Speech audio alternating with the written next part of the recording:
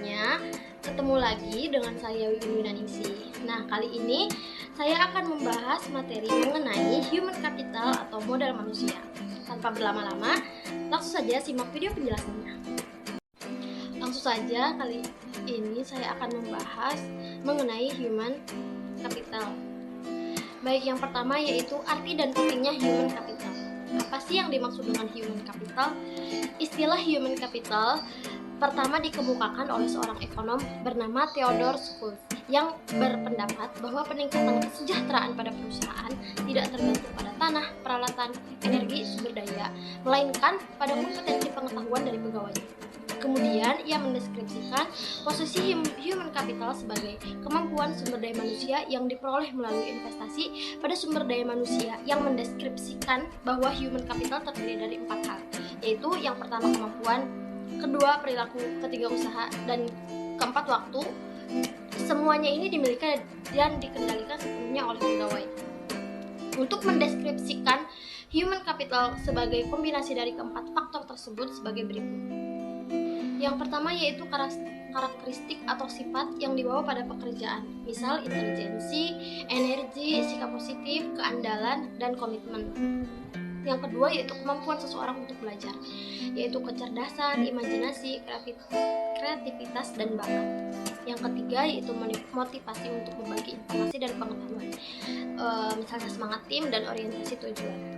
Selanjutnya yaitu peran human capital.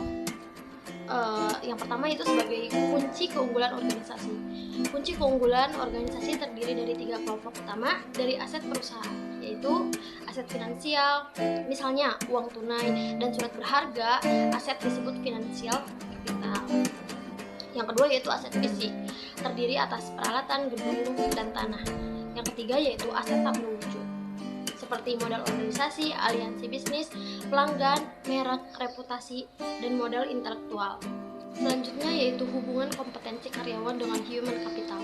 Dalam meningkatkan kompetensi karyawan, tantangan utama yang harus diperhatikan yaitu kompetensi harus sesuai dengan strategi bisnis, dan kompetensi perlu diciptakan melalui lebih dari satu mekanisme.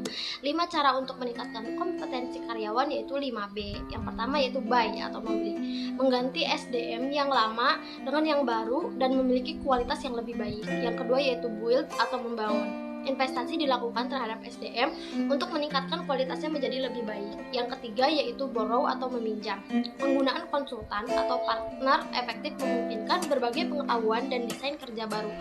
Yang keempat yaitu bounce atau melambung, perusahaan harus mengeluarkan karyawan yang bekerja di bawah standar. Yang terakhir yaitu bind atau mengikat karyawan jangan keluar merupakan tindakan kritis pada semua tingkatan. Berikutnya yaitu transformasi peran divisi sumber daya manusia. Model konseptual yang dimukakan oleh Ulrich menggambarkan bahwa transformasi divisi peran sumber daya manusia yang didasarkan pada 2 dimensi utama, yaitu dimensi operasional dan dimensi strategi. Dari 2 dimensi ini muncul 4 peran SDM, yakni strategi partner, yaitu departemen sumber daya manusia harus mampu menjadi partner bagi manajer lini dan manajemen lainnya dalam mengeksekusi strategi dan membantu merealisasikan perencanaan. Yang kedua yaitu administratif expert, membantu tercapainya efisiensi administratif dan memastikan bahwa kos dapat dikurangi dan kualitas tetap terjaga secara kontinu. Yang ketiga yaitu employee champion, departemen sumber daya manusia harus dapat menunjukkan komitmennya terhadap manajemen dan pada waktu yang sama berusaha meningkatkan kontribusi karyawan lebih besar. Yang keempat yaitu change agent, departemen sumber daya manusia harus dapat menjadi agen perubahan yang kontinu, membantu proses-proses dan kultur secara bersama, meningkatkan kapasitas organisasi untuk lebih baik. Selanjutnya yaitu tingkat kompetensi dalam sistem pengukuran human capital. Yang pertama ada activity level, yaitu pengukuran aktivitas rutin sumber daya manusia seperti rekrutmen, pemberhentian, promosi, dan lain-lain untuk syarat laporan internal. Yang kedua yaitu functional level, yaitu kolaborasi dengan unit fungsional organisasi, misal divisi dalam mengukur aktivitas, mengumpulkan dan menerjemahkan data, dan mengambil tindakan koleksi. Yang ketiga yaitu strategic level, yaitu tingkatan analisis tertinggi, sehingga dapat memberikan gambaran perusahaan secara penuh, memberikan pemahaman hubungan antara sumber daya manusia, strategi, dan kinerja. Dari ketiga tingkat kompetensi di atas, diketahui bagaimana melakukan pengukuran nilai human capital pada ketiga tingkat tersebut, dimulai dari tingkat corporate dalam unit bisnis fungsional, tingkat terendah yaitu aktivitas dari divisi sumber daya manusia, untuk mengintegrasikan sistem pengukuran tersebut menjadi sistem yang kohesif dalam suatu jalur yang terdiri dari 3 tingkat, dan pada masing-masing tingkat terdapat aktivitas yang dapat diukur beserta hasilnya.